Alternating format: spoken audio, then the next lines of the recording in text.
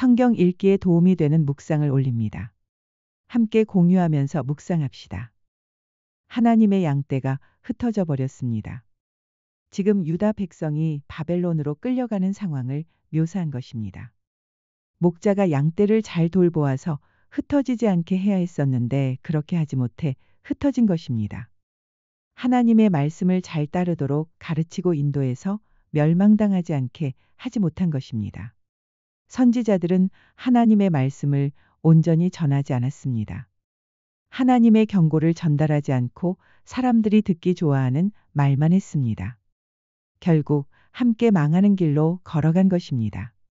하나님께서는 그런 거짓 선지자들을 치시겠다고 하셨습니다. 하나님께서는 새로운 목자를 일으키시겠다고 하십니다. 이스라엘의 참된 목자였던 다윗의 후손 중에서 일으킬 것이라고 하십니다. 그러면 흩어졌던 양떼들이 다시 돌아오게 될 것입니다. 이러한 예언의 말씀은 1차적으로는 바벨론 포로에서 돌아오는 것을 통해 이루어지지만 궁극적으로는 예수님에게서 이루어집니다. 선하신 목자 되신 주님께서 양들을 위해 목숨을 내어놓으셨기 때문에 회복시킬 수 있었습니다.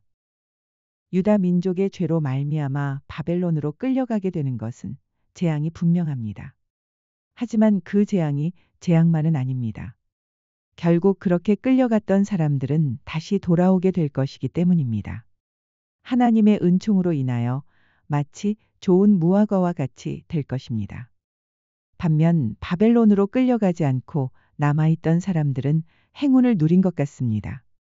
하지만 결국 그렇게 남아있는 사람들은 회개함이 없이 계속해서 악을 지속하기 때문에 나쁜 무화과와 같은 운명이 됩니다. 우리는 지금 당장 우리 눈앞에 일어나는 것 때문에 일희일비할 것이 아닙니다.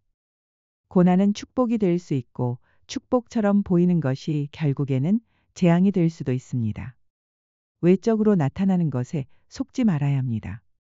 안전한 것 같다고 해서 계속 회개하지 않고 안일하게 지내다가는 망할 것입니다. 고난 가운데 있어도 회개하고 주님 앞으로 나아온다면 결국 축복으로 변하게 될 것입니다. 하나님께서는 회개하고 돌아올 것을 촉구하시면서 바벨론으로 끌려간 후에 70년이 지나면 다시 돌아올 것이라고 하셨습니다. 바벨론이 강력하기 때문에 유다가 망하고 끌려간 것처럼 보이지만 사실은 하나님의 섭리 가운데 잠시 바벨론을 들어 사용하셨을 뿐이라는 것을 보여주는 말씀입니다. 하나님이 무능해서 유다가 망한 것이 아니고 관심이 없어서 어려운 일을 당한 게 아니고 이 세상의 모든 것을 하나님의 선하신 계획 속에서 움직이고 계십니다. 하나님께서는 결국 모든 민족에게 진노의 술잔을 부을 것입니다. 그 옛날 하나님께서 바벨론을 치시고 다시 회복시키셨던 것처럼 우리의 인생도 마지막에 하나님의 회복이 있을 것입니다. 그날을 고대하며 인내하고 찬양하는 매일의 삶이 되어야 합니다.